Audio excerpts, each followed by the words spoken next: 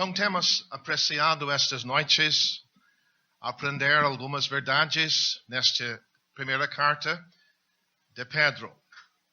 Temos pensado sobre ele mesmo, pescador que se tornou homem salvo, discípulo do Senhor Jesus Cristo, verdadeiro pai, pregador do Evangelho usado por Deus, viu a mão de Deus, mas agora, acredito, homem de idade.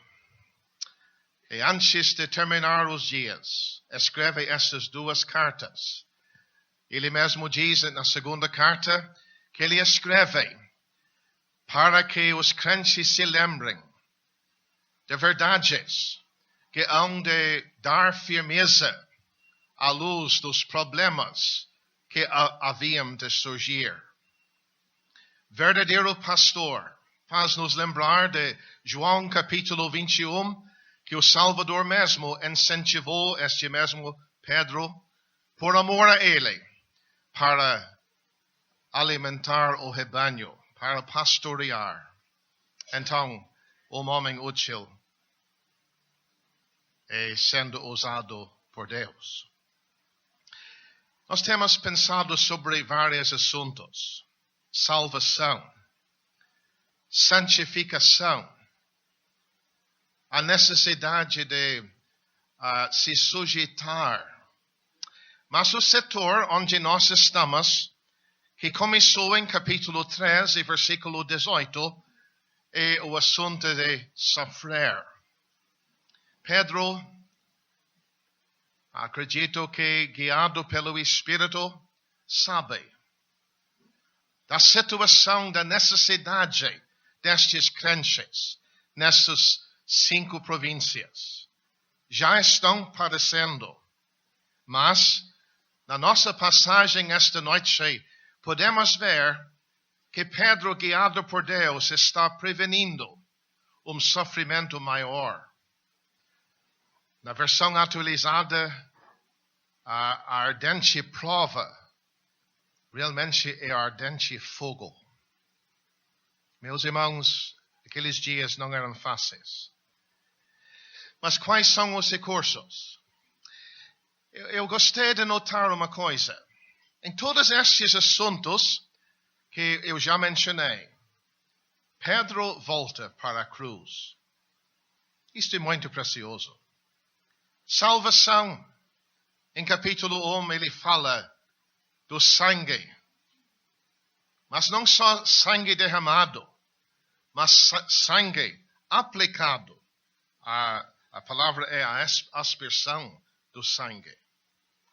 Quando ele fala sobre santificação, ele fala sobre o precioso sangue de Cristo. Quando ele fala sobre submissão, ele fala que o Salvador levou sobre si os nossos pecados sobre o madeiro. E o grande exemplo de Cristo que sofreu quando os homens queriam acusá-lo.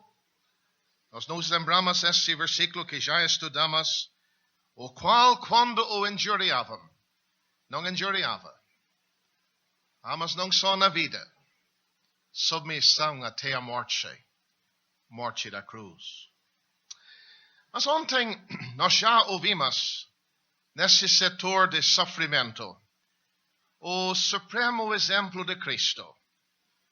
Cristo padeceu uma vez, o justo, pelos injustos, para nos levar a Deus. Meus irmãos, qual é realmente o ponto aí? Estes crentes iam ser perseguidos injustamente. Aquele imperador Nero, louco, desculpe dizer a palavra assim, mas era, queimou a cidade de Roma, culpou os crentes, ele mesmo queria renovar a cidade, culpou os crentes, e agora para ser cristão, e crime, totalmente injustiça. Mas Pedro leva estes crentes para a cruz, para nos lembrar que era o justo, que padeceu pelos injustos. Que exemplo. Por que eu estou abordando isto? Porque exatamente ali é onde nós começamos o nosso capítulo hoje. O Cristo que padeceu na carne. Mas não só o fato de ser o justo pelos injustos. O motivo era para resolver o problema do pecado.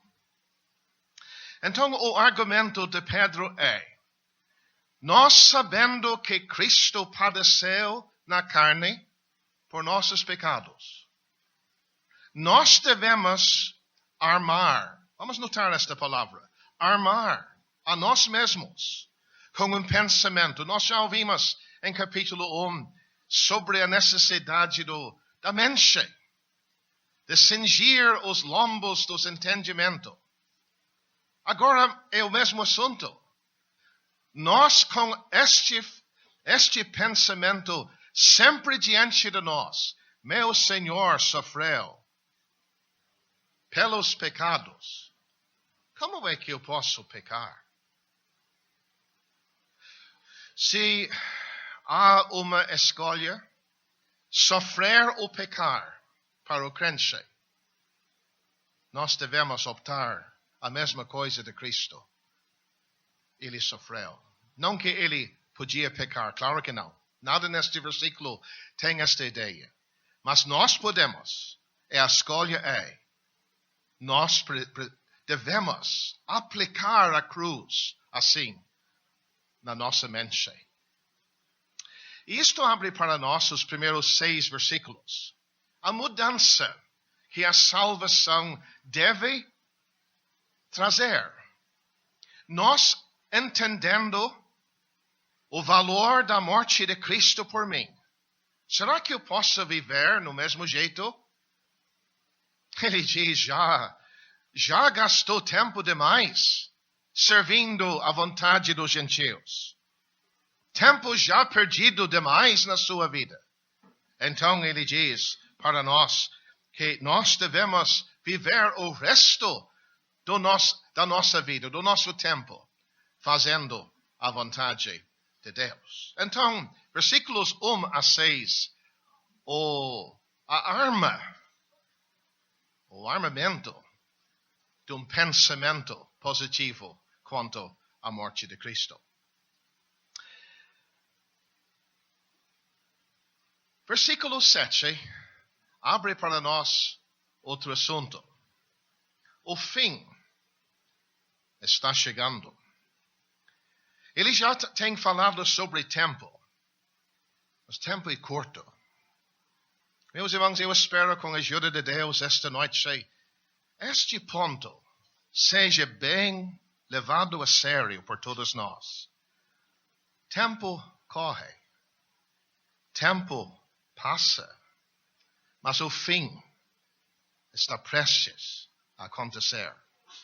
Nós não temos tempo para perder. Então, como é que nós devemos usar o nosso tempo?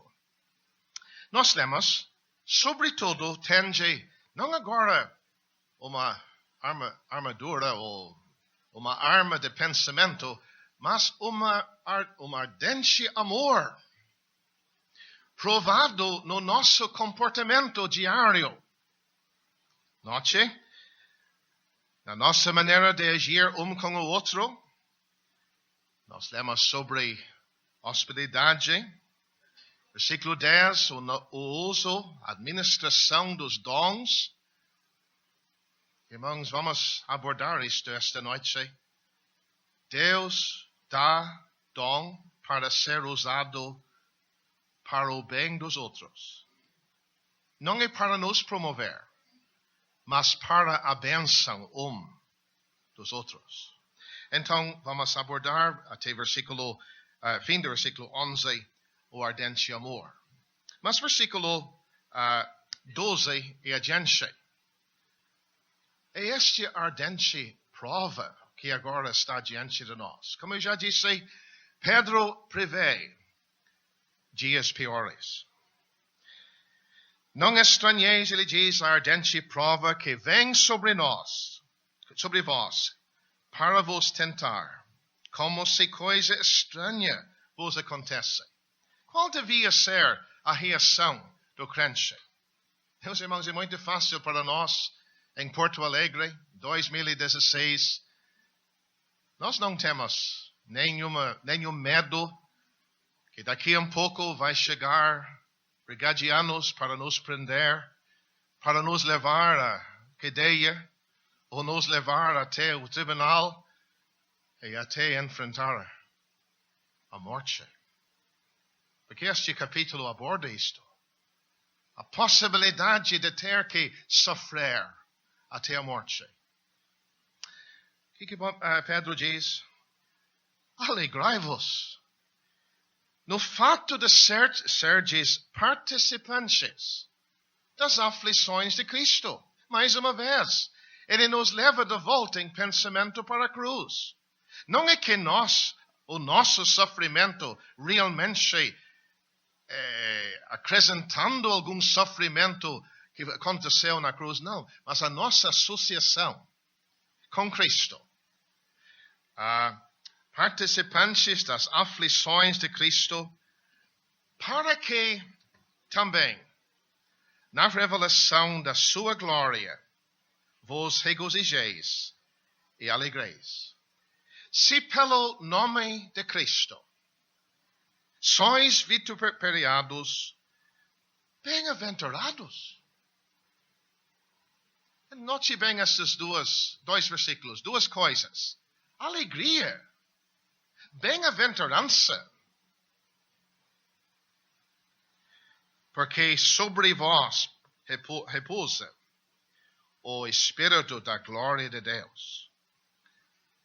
Mas ele adverte, versículo 15, ninguém sofre como malfeitor, como homicida, ladrão malfeitor, ou como que intermete em negócios alheios, mas se padece como cristão, não se envergonha. Não tem motivo para se envergonhar. Antes, glorifica a Deus nesta parte. Eu confesso, os próximos 2 versículos não são fáceis.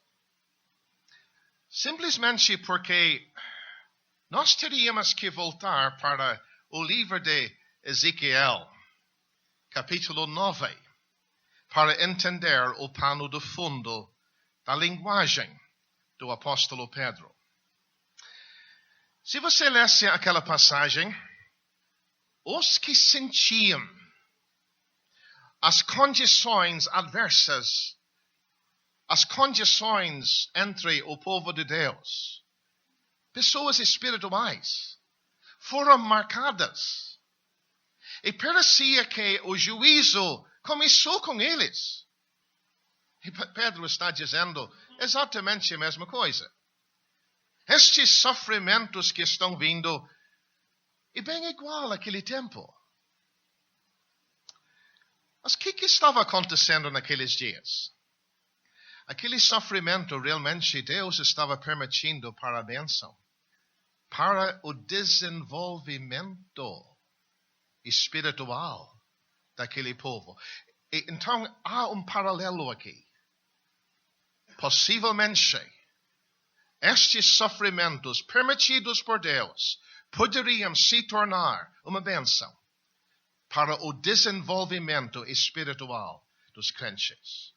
Mas ele diz, se o juízo, se a disciplina está começando por nós, qual será o fim? O que Deus vai fazer com as pessoas mais distantes dele? Qual será o fim daqueles que são desobedientes ao Evangelho de Deus? E se o justo, com dificuldade, é a ideia da palavra, com dificuldade se salva, que tem um preço tão difícil para pagar, o que será o caso? Onde aparecerá o ímpio e o pecador? Onde?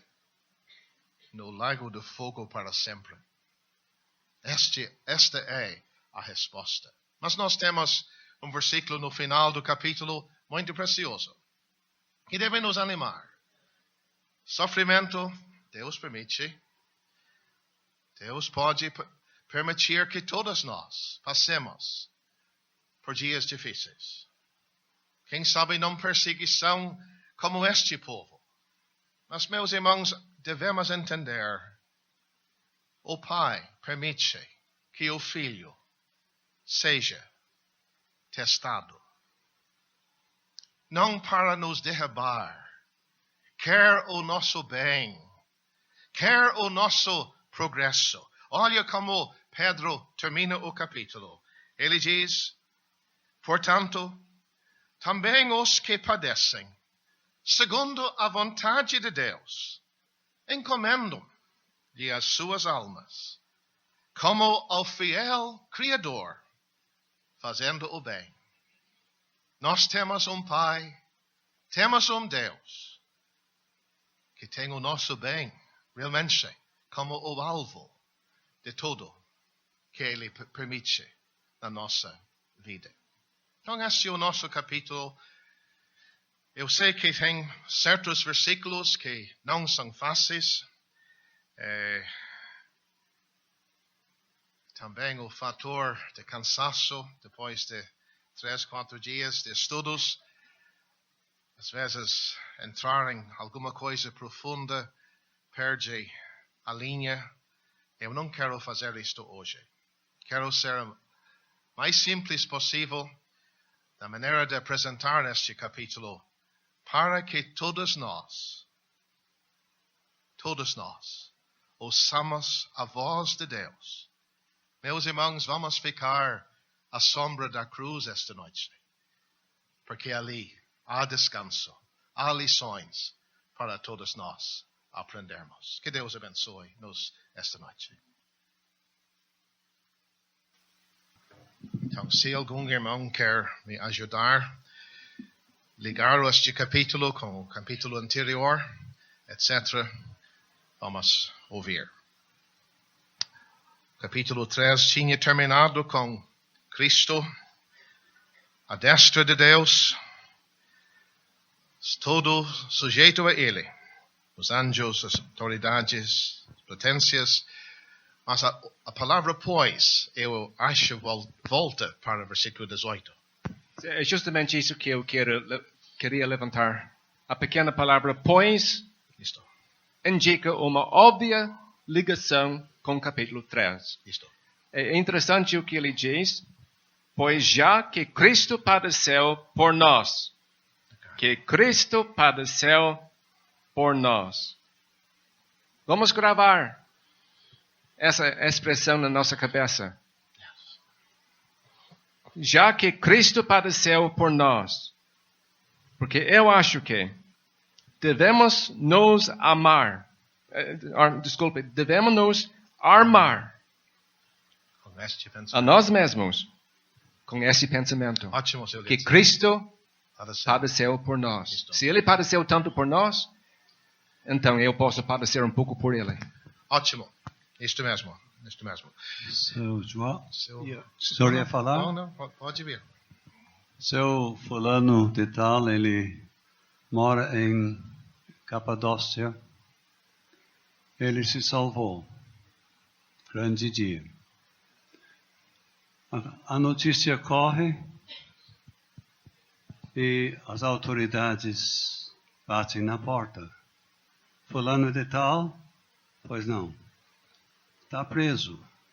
Por quê? É cristão, não é? Sim, eu sou. Eu sou, graças a Deus. Pois não. Pode ir conosco.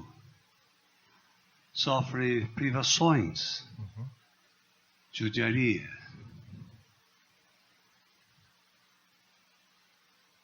Ele abandonou a vida de pecado. Talvez sabendo. E agora está sofrendo. Será que não é assim que nós entendemos este primeiro Acho versículo? Sim. Eu aceito o sofrimento porque eu dei adeus ao pecado. Seria assim? Eu acredito que sim, Sr. Tomás, que esta pessoa se salvando já estava chamando sobre si uma ligação com Cristo, convidando sofrimento. Na época, praticamente convidando o sofrimento. E até a morte. O que eu ia dizer antes que o senhor vai apoiar o que o senhor falou. Na primeira noite nós notamos as ligações entre este livro e o livro de Daniel. Eu acredito que tem uma maneira de entender este versículo nos lembrando.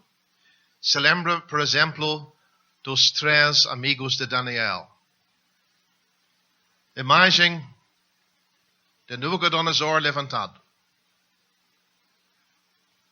Quando aquele som aconteceu, tem que adorar. O que vamos fazer? Vamos cometer idolatria, pecar contra Deus? Mas tem uma fornalha de fogo. Tem uma escolha aqui. Pecar ou fogo? Mas pecando não tem fogo. Não pecando, servindo a Deus, vamos para o fogo. Esta é a opção. Meus irmãos, é igual aqui. Esta pessoa está fazendo esta escolha. Ele está se lembrando, mas algo que aqueles 3 amigos de Daniel não entenderam.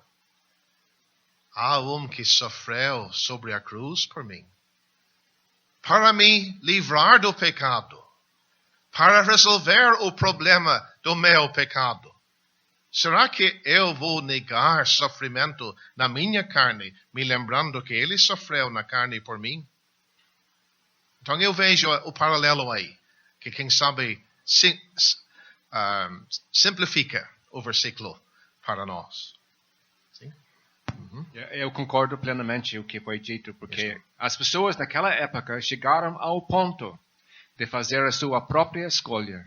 Ou sofrer como crente, ou pecar como pecador. Mas eu quero aplicar isto para 2016. Graças a Deus, nós não temos perseguição. Quem sabe? A perseguição, a maneira de agir, o inimigo hoje usa outros meios.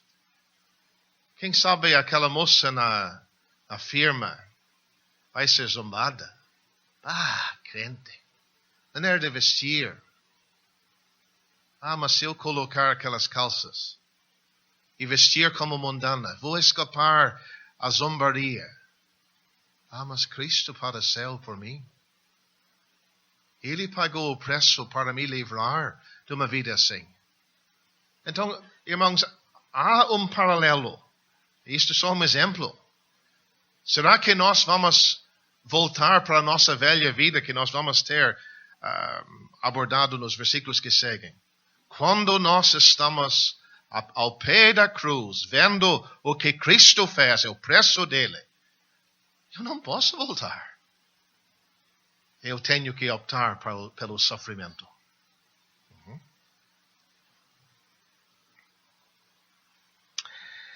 Mas, de novo, nós aprendemos, eu acho que o Senhor comentou isso na sua introdução, a força da nossa mente. Porque os nossos pensamentos nos influenciam muito. Isto é muito importante abordar bem, Sr. Lindsay. Crente, cuidado o que você está colocando na sua mente. Faz quase 30 anos agora, eu trabalhava numa firma na Irlanda. Fui mandado para a Inglaterra, para a cidade de Manchester, para fazer vários cursos, mas era como transmitir informação para pessoas. Eu estava me preparando para trabalhar como instrutor para os outros colegas do serviço. Um homem muito instruído no assunto, nos disse, se uma pessoa só ouve, ele perde pelo menos 60% daquilo que ele ouviu. Se ele ouve e vê, ele perde 30%. Se lembra muito mais do que só o que ele estava ouvindo. Mas se ele vê em operação um exemplo, ele só perde 10%. Eu me lembro de escutar aquele homem, pensei, o diabo sabe o que está fazendo, né? Oh, meus irmãos, aqui dentro da nossa cabeça tem uma mente. E o diabo tem tantas maneiras, entrada aqui, para colocar informação. A nossa mente se torna uma fonte que o inimigo quer usar. Mas deixe-me dizer que Deus quer usar.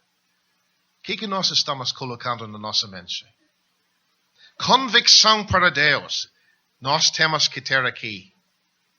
Armado é a ideia de uma batalha, obviamente. Um soldado usa armadura. Então, armai-vos com este pensamento, este firme propósito. Olha, Cristo padeceu por mim. Eu não posso ter nenhum contato com o pecado. Isto é importante, irmãos. Então, versículo 2, se mais alguém quer comentar, versículo 1. Versículo 2, para que no tempo que vos resta na carne, quer dizer, a partir da nossa salvação, não vivais mais segundo as concupiscências dos homens. Quer dizer, o normal que o homem quer. O homem da rua. O homem do mundo. Os desejos dele. Será que vamos acompanhar isto? Viver do mesmo jeito? Mas a cruz me separou disso. Eu já perdi, versículo 3 diz, porque é bastante que no tempo passado da vida fizemos a vontade dos gentios. Já perdeu o tempo que chega. Eu agradeço a Deus que Deus me salvou quando eu era jovem. Muitas vezes eu ouço de pessoas, por que Deus não me salvou na minha juventude? Perdi tempo. Mas, meus irmãos, nós não podemos voltar. Mas nós podemos usar bem o tempo que resta agora. Isto sim. Grande contraste entre a vontade de Deus, versículo 2, e a vontade dos gentios, versículo 3.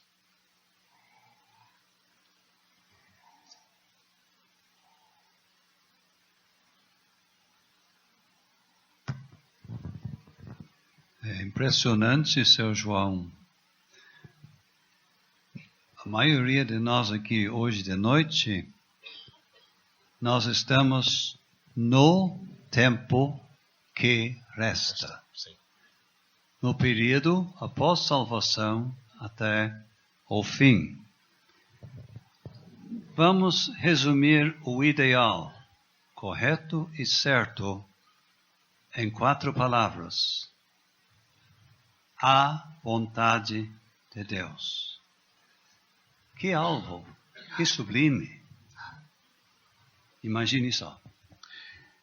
E a vontade de Deus para mim, para você, quem sabe não seja igual. Exercício diante de Deus. Deus vai mostrar a sua vontade aos poucos. Há certas coisas que é óbvia a vontade de Deus. Se tiver um crente aqui, salvo, mas sem batismo, a vontade de Deus é que você tome este passo. Vontade de Deus, você estar na comunhão da igreja.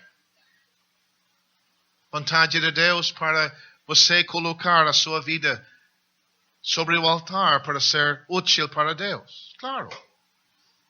Mas a vontade de Deus mais detalhadamente, nós temos que discernir por cada um de nós. E eu vou dizer, às vezes não é fácil discernir.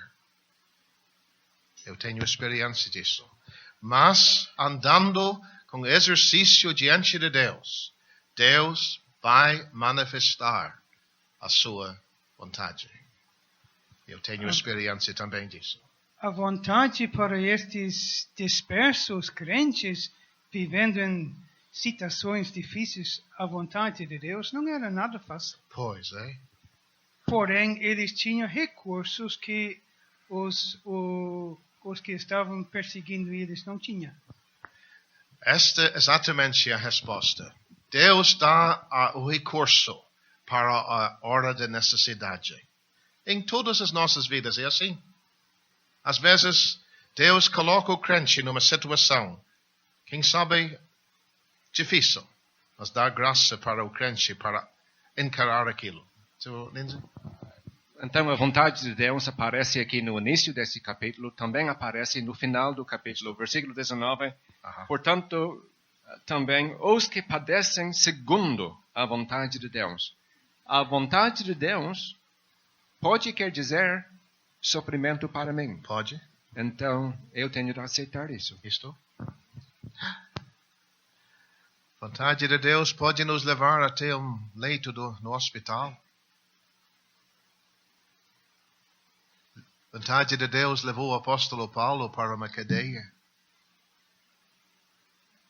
A vontade de Deus levou meus irmãos para vir para o Brasil, eu também. Então, é um assunto muito amplo para todos nós. Mas vamos para estes itens, tem 6, em versículo 3. A vontade dos gentios. Andando em dissoluções, excesso de impiedade, concupiscências, desejos maus, sem limite, borrachices, a bebida em excesso, glutonarias, igual a linguagem de Filipenses, cujo Deus é o ventre. Abomináveis idolatrias. Idolatria com imoralidade junto. Meus irmãos, isto era o normal deste mundo onde estes crentes estavam vivendo. Isto era o ambiente normal. Mas a passagem está mostrando, isto é a vontade dos gentios, que nós temos que deixar para trás. Seu João, uma pergunta, o senhor está vendo um progresso nestes males? Sim. Então, fale isto. Explica o que o senhor está tentando dizer. Eu queria ouvir. Dissolução pode ser algo bem aberto, o mal, comportamento de pecado, concupiscências, o desejo que está levando para este mal, borrachices e glutonarias, a maneira de se comportar para satisfazer estes desejos, e abomináveis idolatrias, quem sabe o pior. Irmãos, é terrível quando o pecado é uma ideia de um Deus, está misturado. Temos 3 companheiros aqui. Imoralidade, vamos dizer, excesso de, vamos dizer, bebida alcoólica e idolatria. Isto? 3 coisas. Por que a atração da idolatria? Por causa das festas. Então, só uma pergunta. Como que eu posso ter certeza de evitar de um dia alguém me ver embriagado? Me dá o segredo. É fácil. Eu acredito o livro de Provérbios 23. Se afastar totalmente. Não toma o primeiro gole. Exatamente.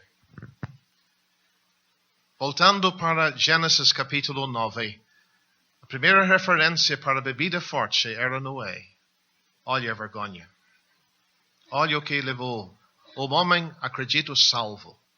Um homem que faz pouco estava levantando um altar para Deus. Fazia pouco. Mas começou a mexer. E terminou em vergonha. Então, irmãos, é uma palavrinha para todos nós. para não começar, nem tocar. Vamos adiante, versículo 4. Estes gentios, estas pessoas que antes era a companhia destas pessoas salvas, vão estranhar. Ué, o que houve? Há uma mudança. E, meus irmãos, há algo errado se o mundo não está vendo esta mudança em nós. E nós lemos, acha-me estranho não correrdes com eles no mesmo desenfreamento. Eu tinha notas aqui, desenfreamento, sem freio, etc. Mas conferi Sylvain. Ele colocou outra palavra. Derramamento. A ideia de gelo se derretendo. Algo que tão fácil, rapidamente acontece. Assim é o pecador. Parece que só precisa mexer um pouco com o pecado e não tem para... Logo tudo está detido. Totalmente entregue. E o crente tão diferente. O mundo estranho. O que houve com fulano? Ele não é a mesma pessoa. Ele não está correndo mais conosco. Graças a Deus, quando é assim, irmãos. Dissolução é a mesma palavra que o pródigo usou em Lucas 15. Seu Lindsay. Sim, o mundo se estranha ao testemunhar a mudança na vida do crente. Versículo 12. Nós não devemos nos estranhar quando nós sofremos uma prova, assim como nós lemos no versículo 12. E a mesma palavra. Mesma palavra. Isto? Seu João, sim. Posso fazer uma pergunta?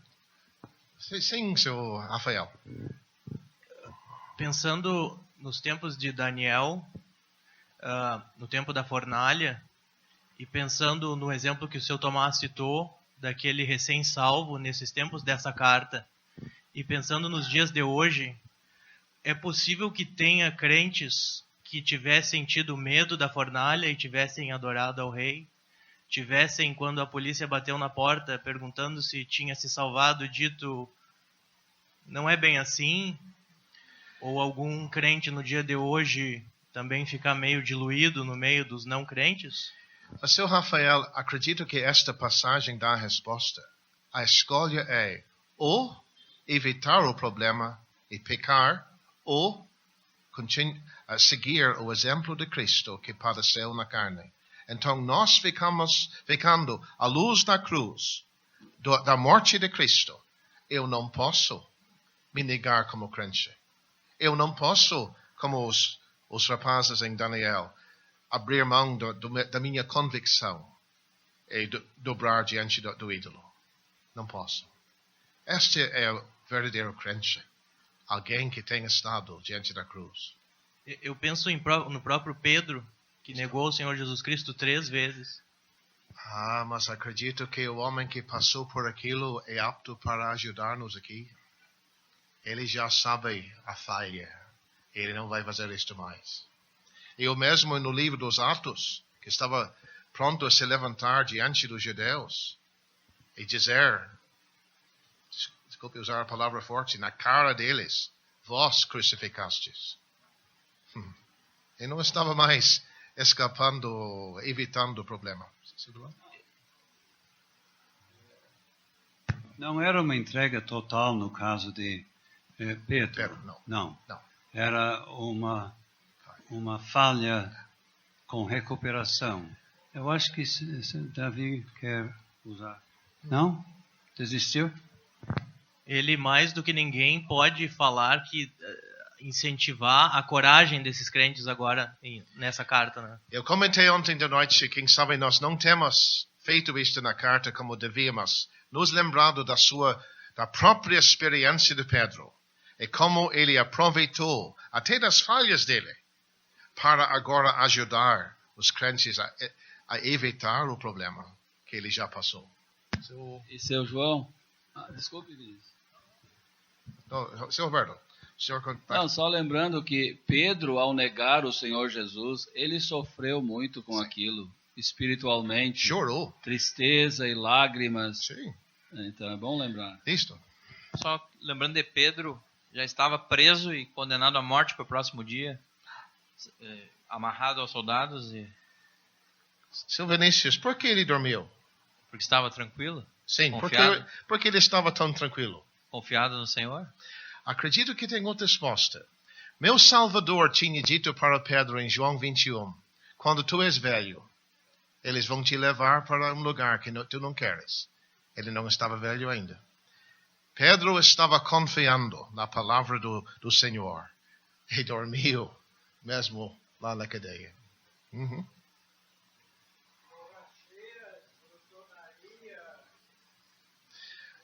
Todos querem ouvir seu...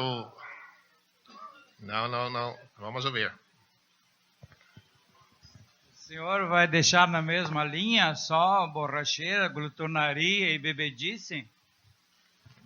Na mesma linha, mas todo o mal está aqui. Tem 6 itens. Mas eu queria ouvir o que o senhor tem em mente. Eu estava pensando mais na glutonaria, comedeira, que é só se vê churrascada por aí. Isso é normal?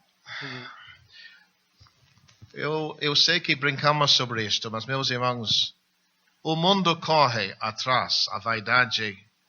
É uma das coisas que lemos sobre os dias de Noé. Comeram e beberam. E nós bem sabemos, este irmão está totalmente certo. Nós estamos vivendo em dias quando há uma ênfase nisso. Todos nós temos que comer, acho que todos sabem, eu como um pouco. Quem sabe demais. Mas, vou falar com o senhor em Osório. Não estou brincando. Mas, irmãos, indo ao extremo o que está aqui. Indo ao extremo. Não é de Deus, é um perigo.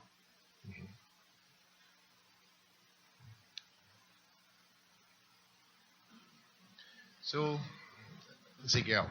Seu João, segundo a vontade de Deus. E agora, o próximo versículo, fizéssemos a vontade dos gentios. Como é que nós fazíamos a vontade dos gentios, agindo conforme eles agiam? Como eles queriam, copiando a sua vida, agindo da mesma forma, correndo junto, é a ideia do versículo 4, traz as vaidades, era nós fizer a vontade dos gentios. Segundo a vontade de Deus, hoje de tarde nós ouvimos a respeito de um dos pontos de buscar a vontade de Deus neste ponto com relação ao namoro e casamento. Este é bom. E o ponto levantado foi a oração para saber qual é a vontade de Deus. E já ouvimos muitas vezes, se eu tenho dúvida neste ponto, se há alguma coisa impedindo, alguma própria dúvida, então é sinal que é para continuar orando. Isto é muito importante. Eu já disse, discernir a vontade de Deus deve ser um exercício para todo crente, todos nós. E às vezes não é fácil. Normalmente as pessoas que se falam que a vontade de Deus é fácil, mais tarde descobrem, quem sabe nem estavam na vontade de Deus. É algo que precisa de bastante espiritualidade, de exercício, de esperar em oração, direção divina. Mas Deus pode guiar. Seu Roberto. Aqui, seu João, quem sabe podemos lembrar o 1 Tessalonicenses 4. Esta é a vontade de Deus, a vossa santificação. Sim. Isso é para todos, sem dúvida. Sem Né? dúvida. Sem dúvida. Mas ao fim do versículo 4, estes estranhando vão blasfemar. Não vão elogiar. Vão criticar. Agora ele é crente. ele é isto, ele é aquilo. Por que o mundo faz isto? Porque a vida nova do crente condena o pecado do mundo mundano. A luz sempre condena as trevas. Lemos em Efésios capítulo 5 sobre aquela conflita. Mas nós não podemos evitar isto. Eles vão blasfemar. Eles vão achar isto algo que eles não aceitam. Mas nós não podemos evitar isto. O que eu ia dizer exatamente, esses índios que estão aqui, Pedro está avisando, escrevendo aos crentes, eles não estavam fazendo isto. Uma vez faziam que nem os gentios, fazendo a vontade dos gentios.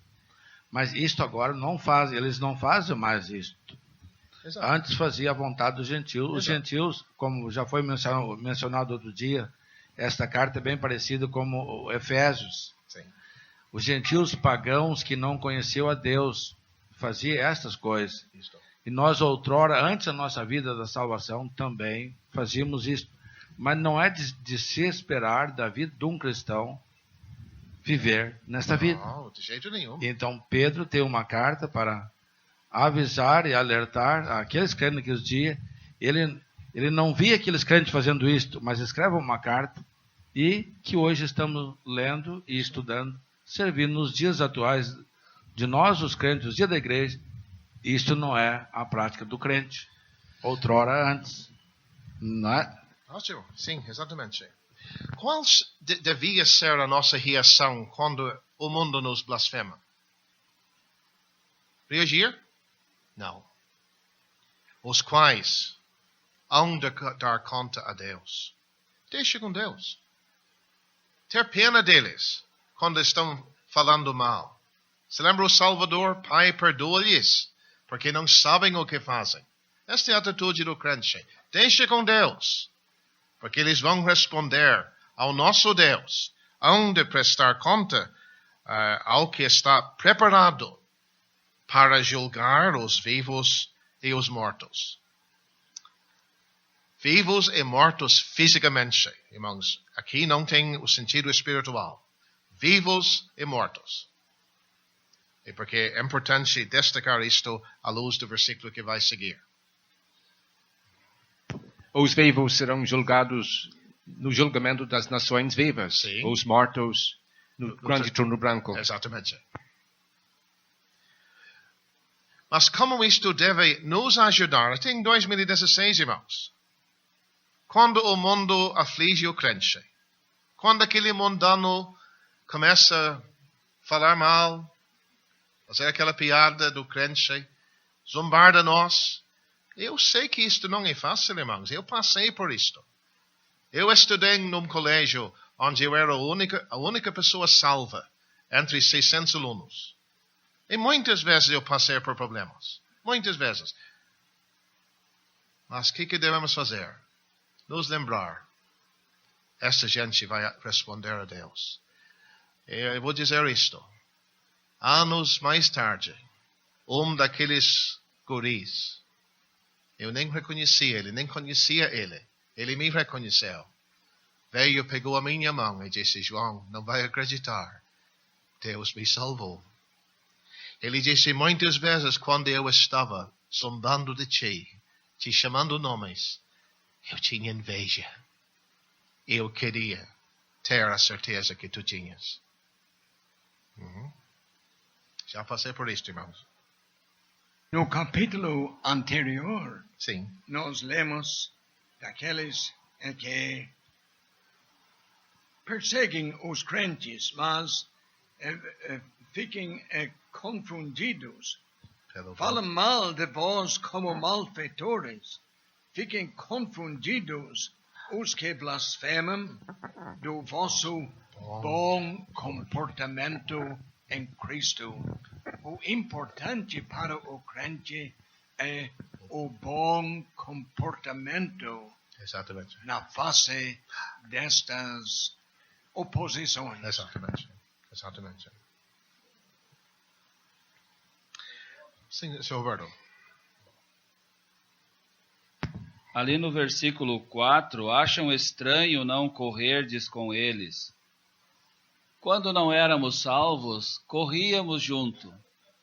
Muitos de nós aqui fomos criados numa vida bem ímpia, e com os parentes, encontros de família, bebida e bobagem à vontade, pecado e tanta coisa. Depois de salvos, vamos lá, quem sabe um dia com a família, os parentes, estão bebendo, às vezes oferecem bebida para a gente.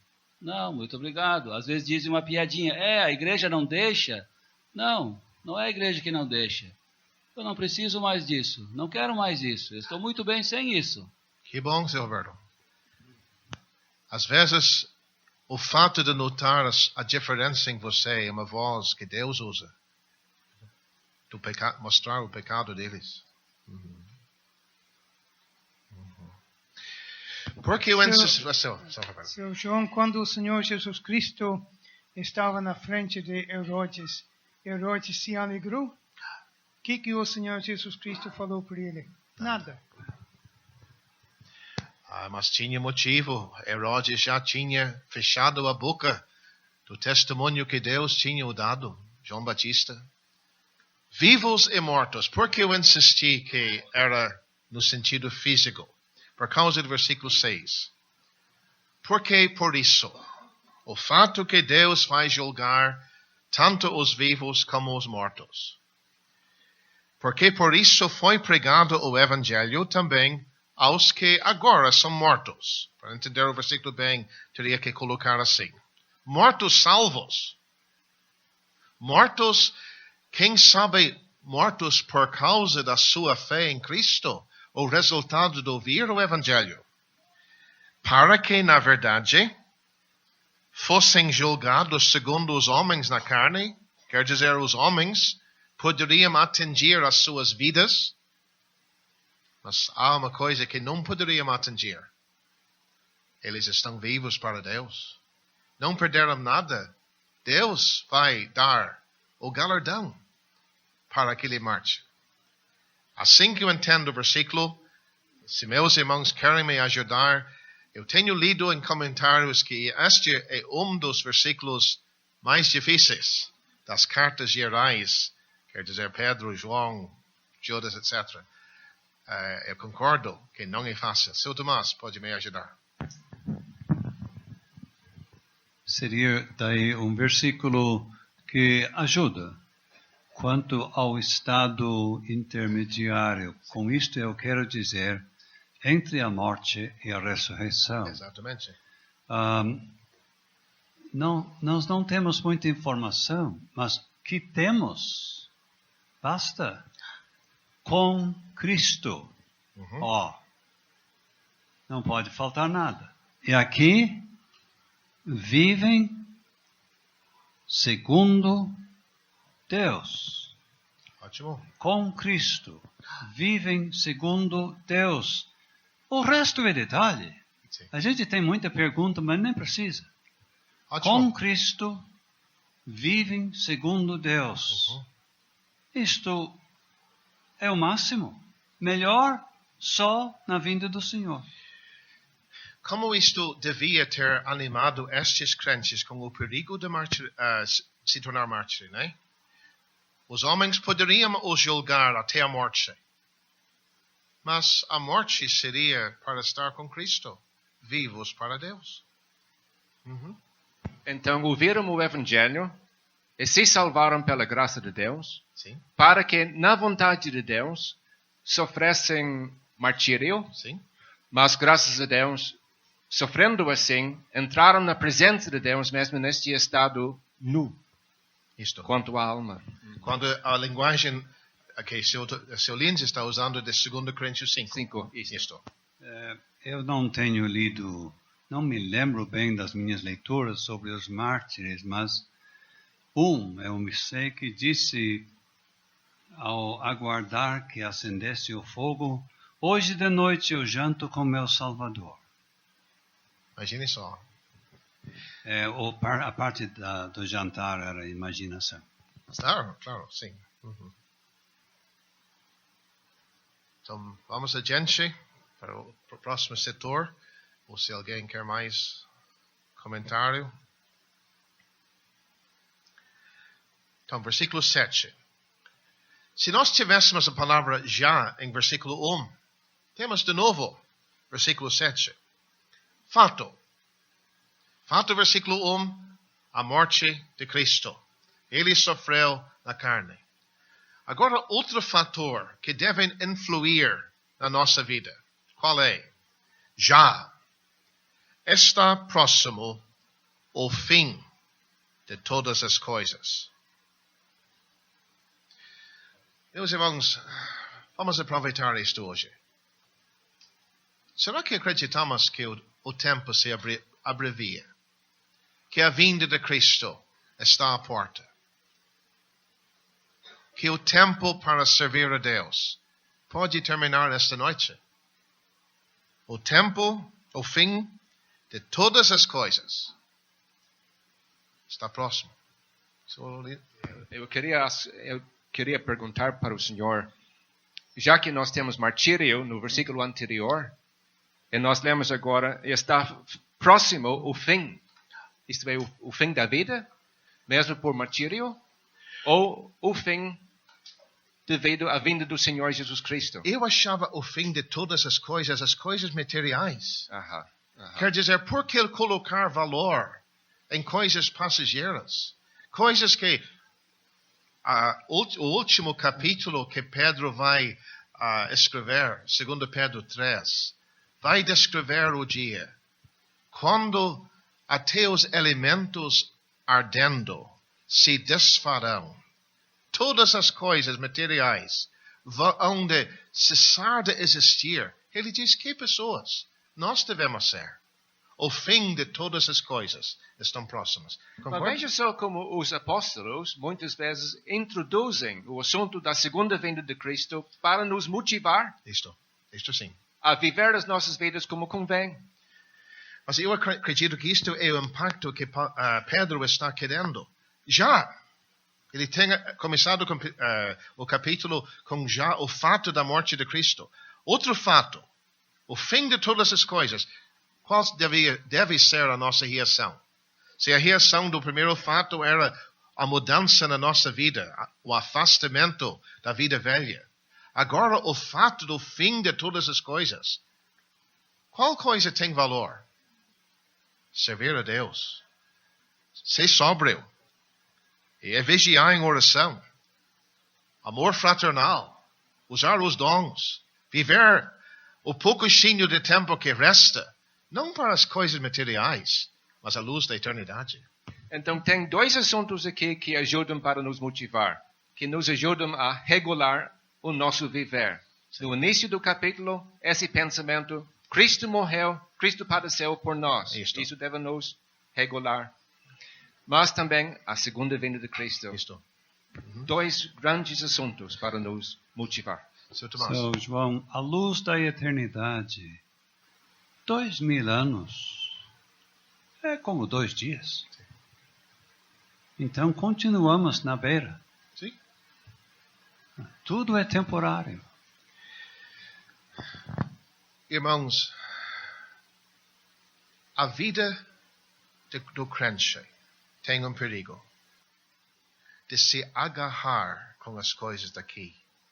E este perigo eu tenho. Este perigo todos nós temos. Eu tenho visto vidas que poderiam ter sido tão úteis para Deus, destruídas. Sabe por quê? Os crentes decidiram viver por esta vida aqui. Casa grande, carro do ano, não reunião, mas se serão, é uma vida só pensando em conforto, em progresso, ir para frente no serviço, vivendo como os mundanos. Será que este perigo... Eu não estou criticando nenhuma pessoa rica. Abraão foi um homem rico, mas era peregrino. Não é isto que é o problema. É como nós estamos calculando ou colocando a prioridade nas coisas materiais. Este é o perigo. O Pedro não estava dizendo para estes dispersos, olha, já sofreu o que chega, está perto da vinda do Senhor, vamos diminuir a marcha. Sim. Mas o contrário. Portanto, à luz deste fato, sede sóbrios. Não tem tempo para perder. Tenha sabedoria, maneira de andar. Já ouvimos do irmão sobre a vontade de Deus. Irmãos, eu vou contar isto. Em 1992, eu visitei os Estados Unidos pela primeira vez. Visitei a cidade de Boston. O irmão que me encontrou no aeroporto, nunca tinha visto ele. O nome dele era Fred Hill. Me levou até a casa dele, casa humilde. Gostei de estar na casa dele. Mas ele contou um dia, sentou ao meu lado, me contou a história da vida dele. Ele tinha um emprego igual ao Petrobras, nos Estados Unidos. Ele estava na cidade de Boston. Ele era ancião na igreja pequena. Naquele tempo era East Boston, o nome do local. E um dia ele foi chamado e oferecido promoção. Teria quase o dobro do salário. Mas ele teria que ir morar no estado de Texas. Não tinha igreja local. Com lágrimas nos olhos, ele disse, João, eu fiz uma escolha.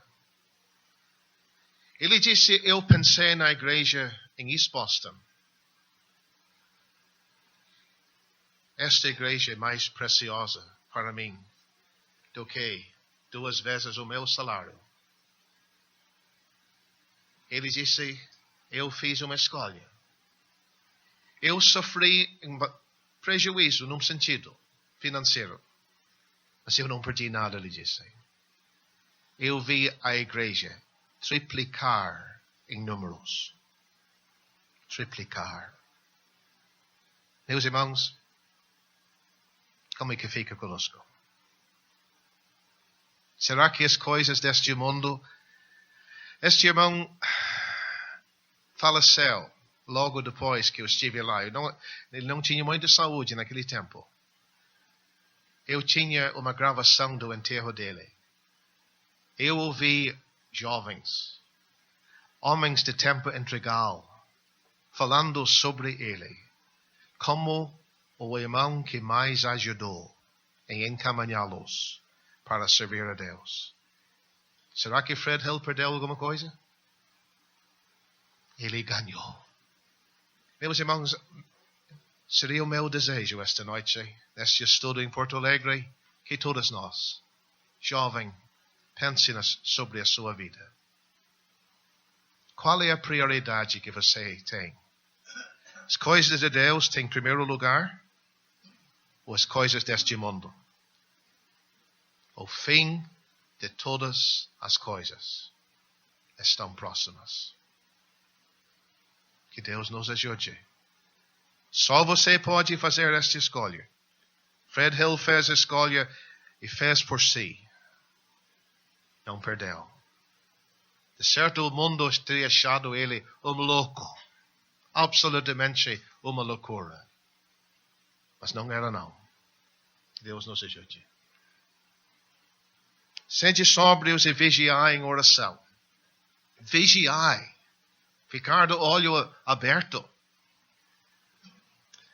Mas, sobretudo, tende ardente amor uns para com os outros, porque o amor cobrirá a multidão de pecados. O que quer dizer esta frase, irmãos? O amor cobrirá a multidão de pecados. Pode me ajudar? O senhor já me deu alguma coisa? Não, pode. Eu deixo com o senhor apresentar o que o senhor me disse hoje. O irmão se refere a uma conversa que tivemos. O amor cobre uma multidão de pecados. Não tem nada a ver com pecado que aparece numa igreja que exige ato disciplinar. Isto não. Nós temos algo em Gênesis capítulo 9, é um pouco constrangedor, mas é o caso de Noé. Embebedou-se e descobriu-se no meio de sua tenda. E viu Cã. E fê-lo saber a ambos seus irmãos fora. Ele não cobriu o pecado. Mas executou? Não executou não. Saiu falando. Saiu comentando. Olha, rapazes, sabe que houve? Então, tomaram Sem e Jafé uma capa e puseram-na sobre ambos os seus ombros e, indo virados para trás, cobriram a nudez do seu pai. Eles cobriram o pecado. Cã saiu falando. Eu creio que a exortação é não tornar público o que é vergonhoso, o que é pecado. Não é a grande novidade, é a grande tragédia. E não saia comentando. Não tem nada a ver com ação disciplinar que é necessário numa igreja. Claro. E uns para com os outros. É maneira de agir entre crentes que está aqui. Se eu amo meu irmão, eu vou buscar o bem dele. Se houver alguma coisa, eu incluo, quem sabe, coisinhas que eu posso levar a mal. Mas se eu amo meu irmão, eu vou deixar aquilo. Suportando-vos uns aos outros, perdoando-vos uns aos outros. O amor cobrindo.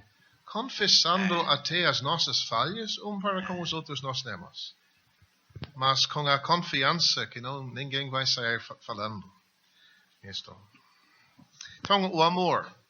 Usando o tempo que resta, veja bem, sóbrio, vigiar em oração, usar este amor uns para com os outros, encobrir a multidão de pecados. Versículo 9. Sendo hospitaleiros. Irmãos, será que isto está acontecendo entre nós como deve ser? O uso do lar. Se lembra Febe, de Romanos 16? Hospedou a muitos. E a mim mesmo, Paulo diz. Usou a casa. Temos jovens recém-casados aqui. Eu animo você a ter exercício de usar aquela casa que você tem para receber, quem sabe, servos de Deus, receber os crentes, usar hospitalidade, ter o lar aberto. E depois de quase 30 anos, 30 e poucos anos de casamento, eu sei que é uma das alegrias que nós temos. É de receber o povo de Deus. Alegria. Seu João, às vezes alguém pode, pensando nesse assunto, pensar, mas a nossa casa é bem simples, a gente teria que ter uma casa melhor ou mais condições para hospedar alguém do povo de Deus. Mas oferece o que tem. Ótimo. E isso será muito, muito precioso, né? Muito precioso. Elias foi hospedado por uma pobre viúva. Isto mesmo. usa o que tem para Deus. Seu Enrique. Muitas vezes o crente com poucos recursos e casa pequena é o mais hospitaleiro. Ótimo. Muitas vezes isto. Para crentes perseguidos e também hostilizados, lar aberto seria muito bem-vindo. Exato. Serve como abrigo, pelo menos.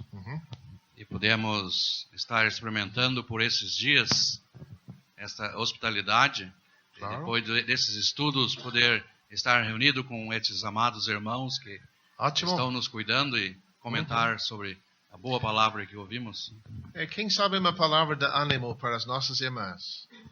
Porque o irmão pode convidar os hóspedes, mas normalmente é a esposa que trabalha. Não é?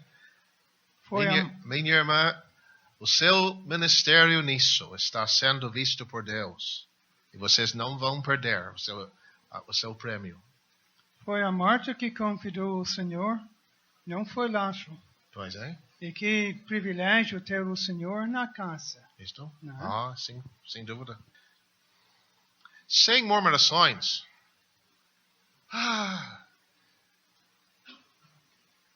Todo fim de semana os crentes. Não.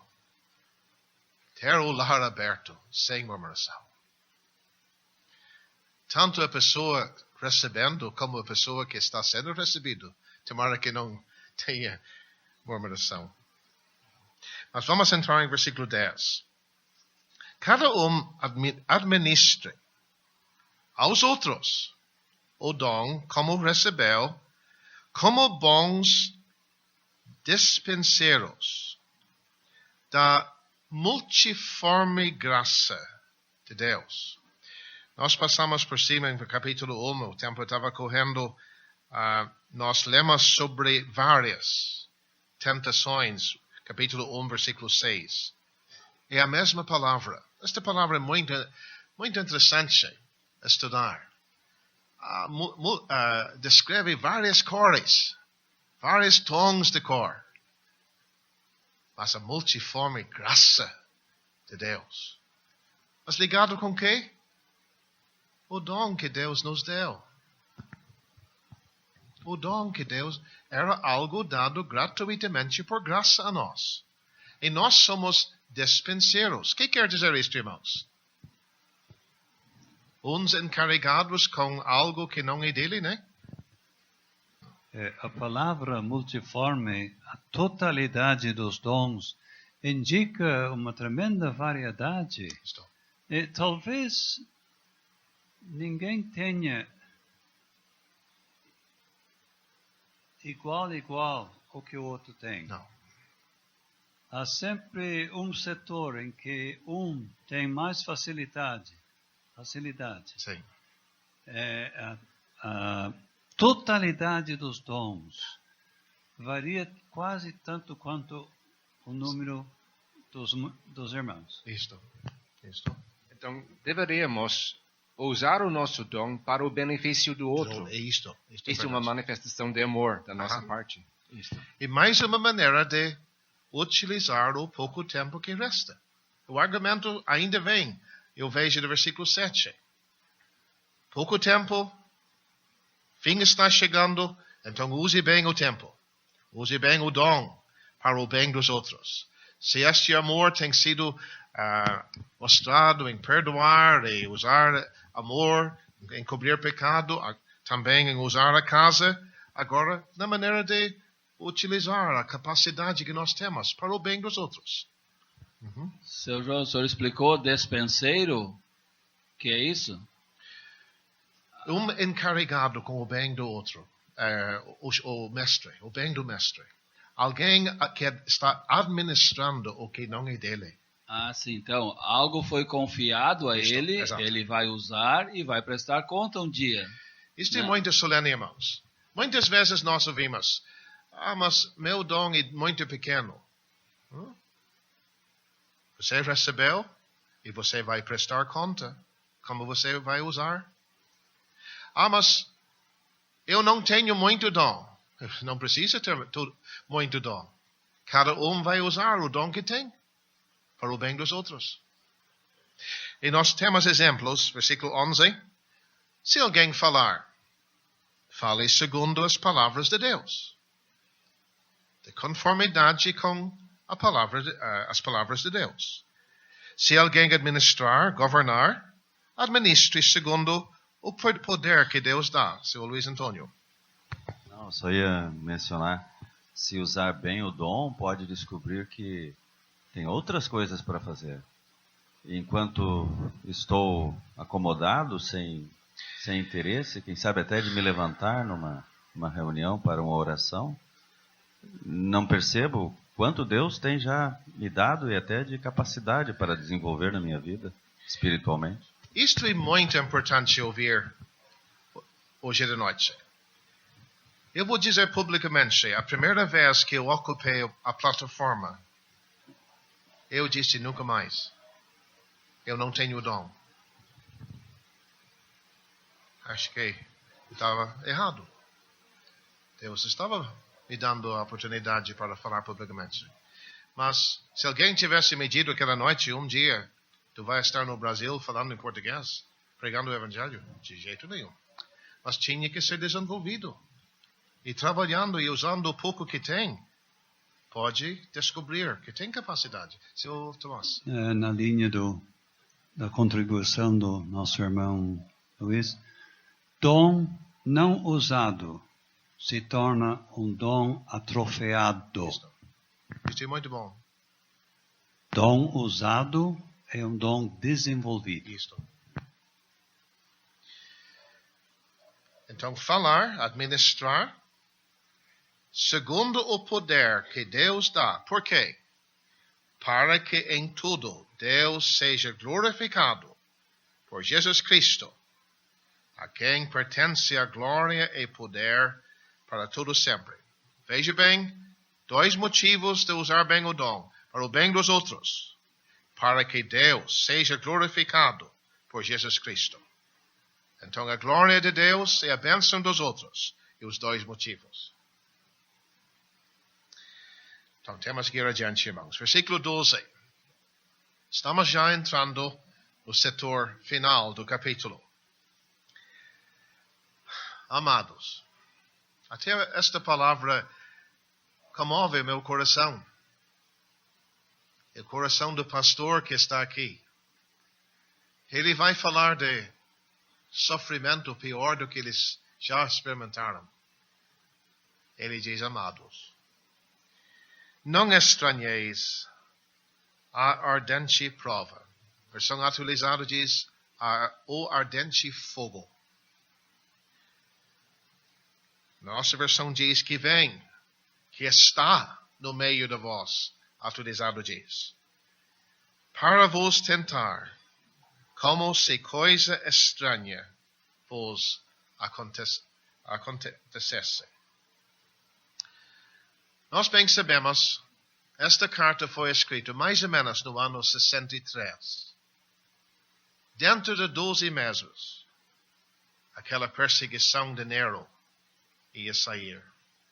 Quando não centenas, milhares de crentes foram mortos, queimados, atirados para os leões.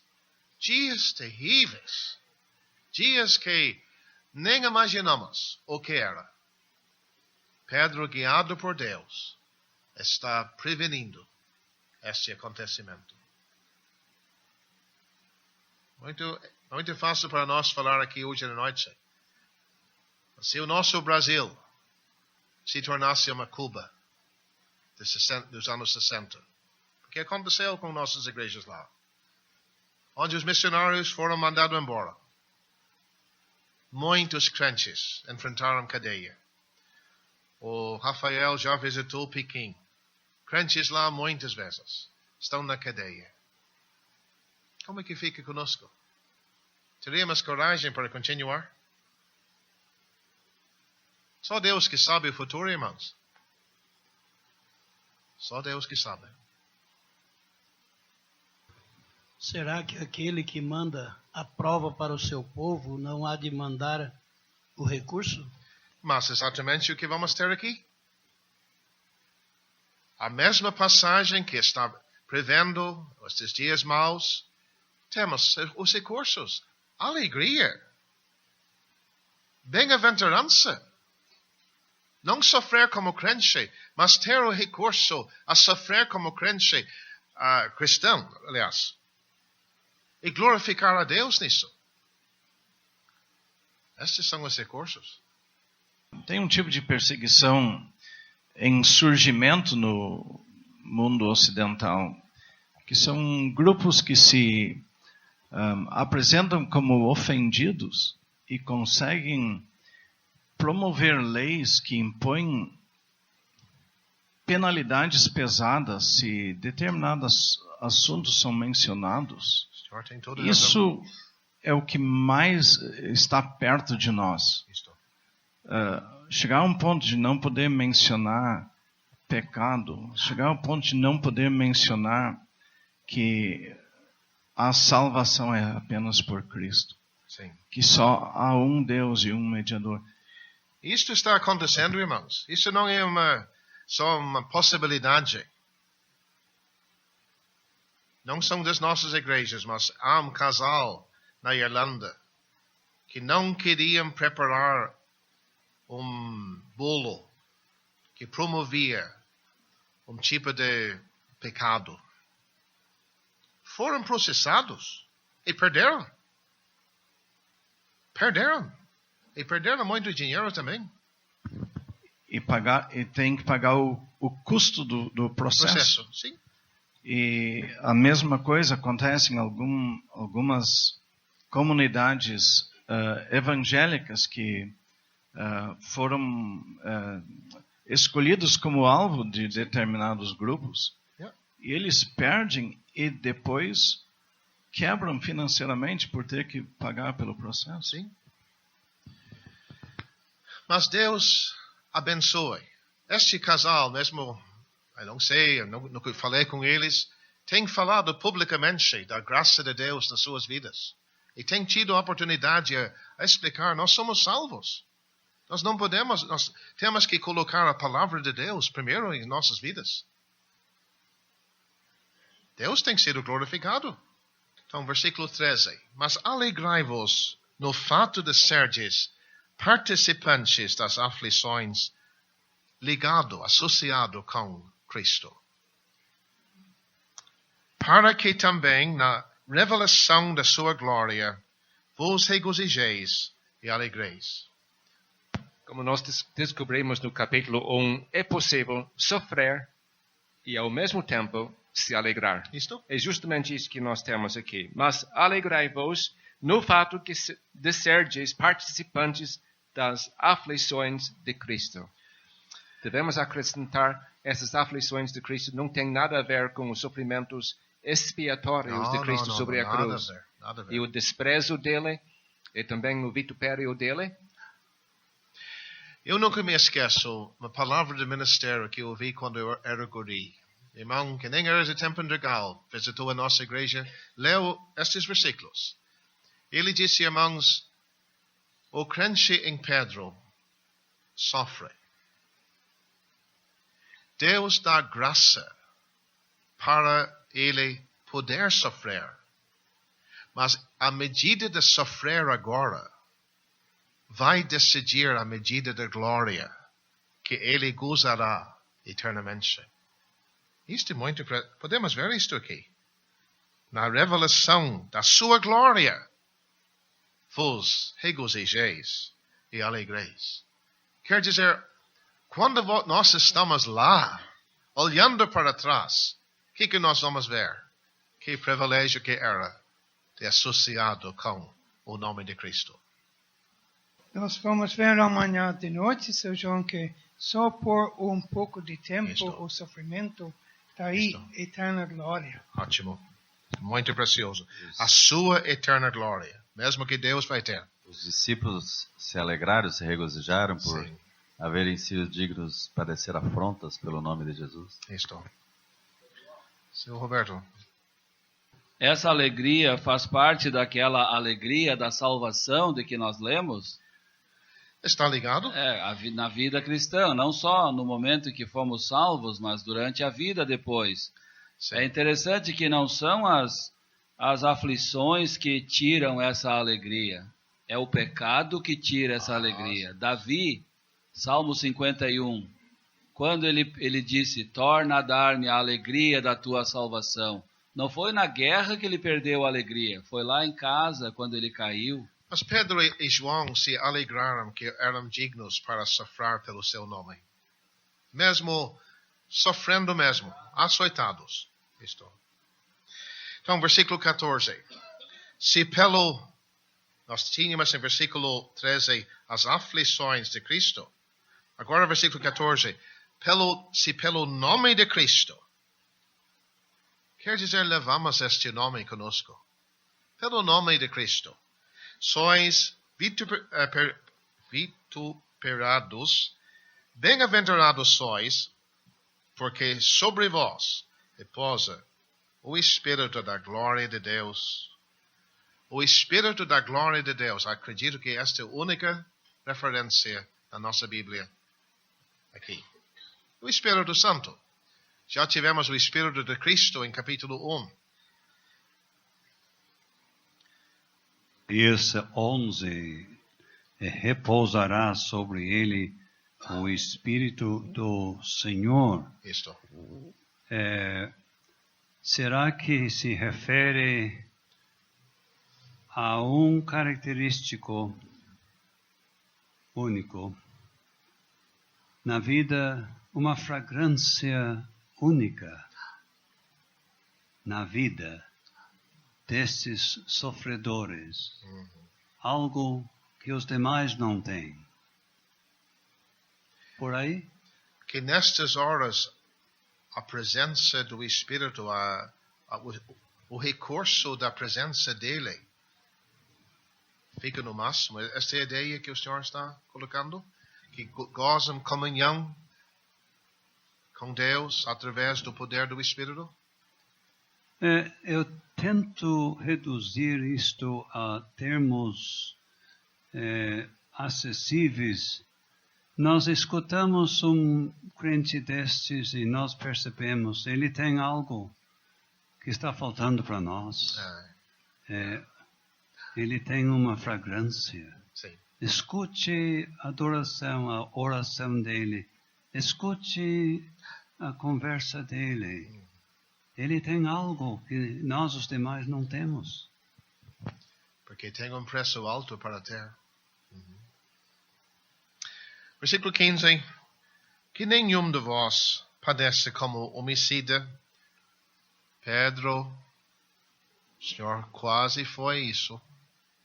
Só por pouco escapou.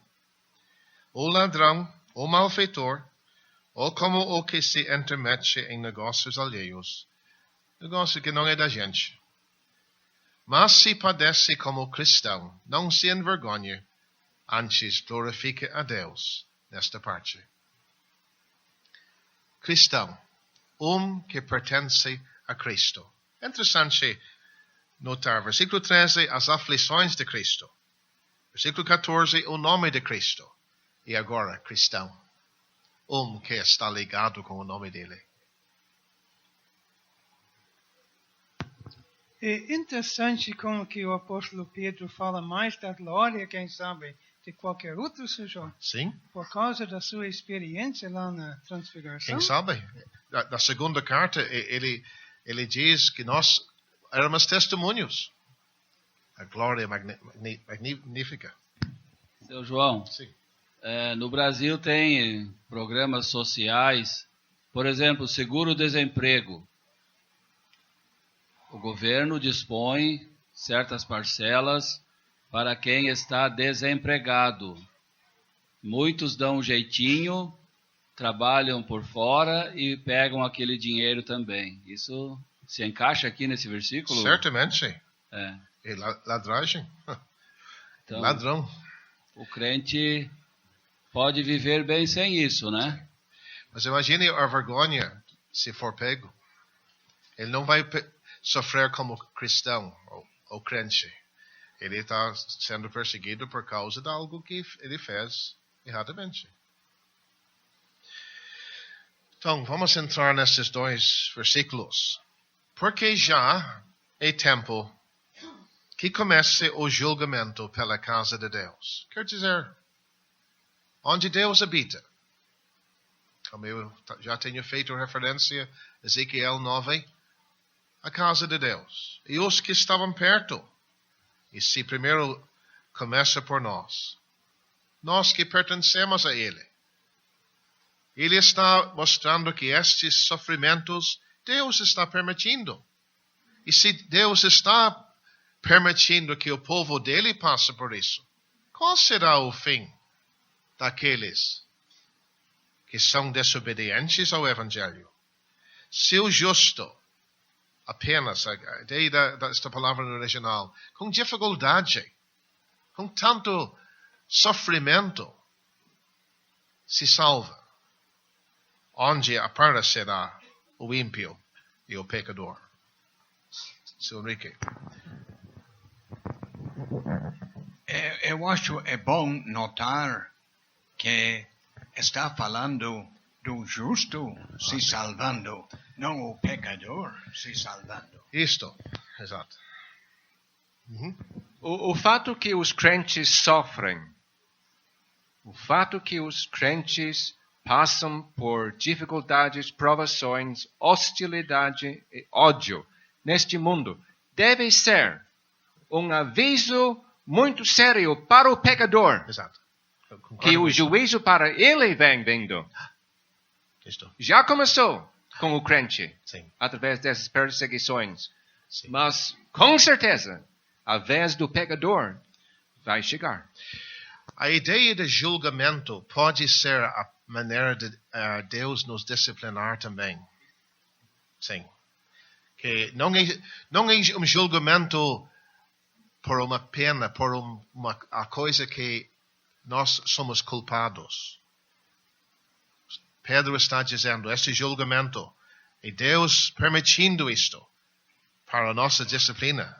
E se Deus já está fazendo isto, Deus vai julgar o pecador eternamente. É para refinar o crente. Isto. Não para encaminhá-lo para o juízo. Não. Eu achava que teríamos mais dificuldade nesses 2 versículos. Tá bom. Mas imagine só o futuro da pessoa que não obedece ao Evangelho. Imagine só temos pessoas não salvas conosco hoje. Este versículo está falando de você. Até esta noite você não tem obedecido ao Evangelho. Não tem Cristo como seu Salvador. Olha o seu fim. Qual será o fim daqueles que são desobedientes ao Evangelho de Deus? Há juízo eterno esperando tal pessoa. É bom. Vai destacar melhor qual será o fim, seu João? O lago de fogo para sempre. Morrer em seus pecados e a alma cair no inferno. Ou ficar para trás na vinda do Senhor, que pode acontecer hoje, e nunca mais poder ser salvo depois. Mas o próprio fato de ouvir o Evangelho traz mais juízo eterno no lago do fogo. Isto é terrível pensar. O pecador ouvindo e não aproveitando. E mais juízo. Mais juízo. Estudamos ontem aquele marido em capítulo 3. Ele não era salvo porque não obedecia à palavra. Isso. Aqui é a mesma coisa. Mesma ideia. Não são salvos porque não obedecem ao Evangelho. Sim, exato. Então explica para os ouvintes como é que um pecador obedece ao Evangelho, seu João? Simplesmente se arrependendo do seu pecado e aceitando Cristo como Salvador. Sendo salvo por Ele. Concordo? Então, versículo 19. Portanto, também os que padecem, segundo a vontade de Deus. Como já ouvimos, gostamos de pensar na vontade de Deus, coisas boas que Deus pode nos levar a fazer, servir a Ele, agradá-lo. Mas padecer segundo a vontade de Deus. Mas pode ser o caso. Era o caso com estes. Encomendam-lhes as suas almas. E como temos dito várias vezes nestes estudos, eu acredito que a alma é muito mais do que nós pregamos no Evangelho. É o ser espiritual. A nossa existência espiritual está envolvida aqui. Mas entregar as nossas almas onde? Interessante, ao fim do capítulo 2, nós tínhamos o pastor e bispo das nossas almas. Isto era o Senhor Jesus Cristo. Aqui Deus. Encomendar as suas almas como ao fiel Criador, fazendo o bem. Fazendo o bem quer dizer ter consciência limpa. Eu posso confiar em Deus que não foi nada que eu fiz que convidou isto. Tu leva teu Volkswagen para a concessionária Volkswagen, ligado à fábrica. Eles vão entender. Afinal de contas, criaram aquele carro. O Criador nos conhece fora a fora. E entregando as nossas almas a Ele, é uma segurança máxima. Ótimo, Sr. Tomás. Como é precioso ler da fidelidade do nosso Deus. Deus é fiel. O fiel Criador. Jovem crente, pega sua Bíblia uma hora e procura as referências para a fidelidade de Deus. É muito precioso. Deus é fiel a nós. Deus sabe o que nós somos e atende tudo o que nós precisamos. Eu de novo, Sr. João. O senhor falou no livro de Daniel, será que aqui podemos nos lembrar dos 3 amigos de Daniel? Claro. Se Deus nos livrar, se vamos morrer, morremos, agradando a Deus. Se Ele quer nos livrar, Ele nos livra. E olhe lá dentro do fogo, tinha a presença, eu acredito, do Senhor Jesus Cristo. Nabucodonosor viu como dos filhos de deuses. Você está passando por problema? Às vezes é nestas horas de maior necessidade que a presença do Senhor Jesus Cristo é gozado.